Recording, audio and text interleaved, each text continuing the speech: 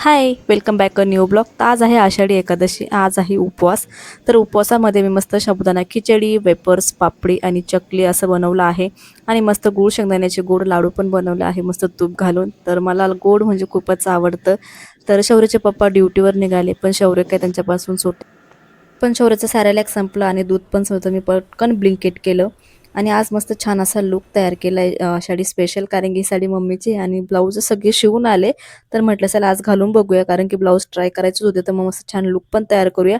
छान साडी नेसली, पण शौर्याने इतका काय पसारा घालून ठेवला, अक्षरशः पूर्ण बांगड्या बांगड्या आणि सगळं सामान होऊन गेलं. तर चला आता पसारा आवरूया, पण पसारा आवरायला खूपच कंटाळा येतो. तर म्हटलं ब्लाऊज शिवून आलेच आहे, तर तुमच्याबरोबर पण शेअर करूया. काय डिझाईन वगैरे खूप सिंपल आहे, कारण की मम्मीने शिवून पाठवली आणि मम्मीचा एकच हेतू असतो की ब्लाऊज डिझाईन डिझाईन जे आहे ते आउटडेटेड होऊन जातात, पण जे आपण साधे सिंपल ब्लाऊज शिवतो हे आपल्याला कायम स्वरूपी वापरता येतात. कारण की ब्लाऊज तर खूप लवकर लवकर खराब होत नाही, कारण की साड्या आपण कधीतरीच घालतो, त्यामुळे त्यामुळे एकदम सिंपल असं ब्लाऊज शिवून पाठवलेत, पण छान आलेत, मला परफेक्ट बसले.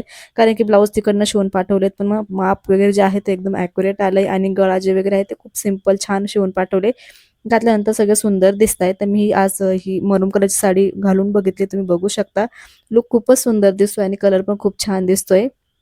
तर चला माझं एक पार्सल रिसीव्ह झालं, तर पार्सल ओपन करते. तोपर्यंत भेटू नेक्स्ट ब्लॉगमध्ये. काळजी घ्या. बाय.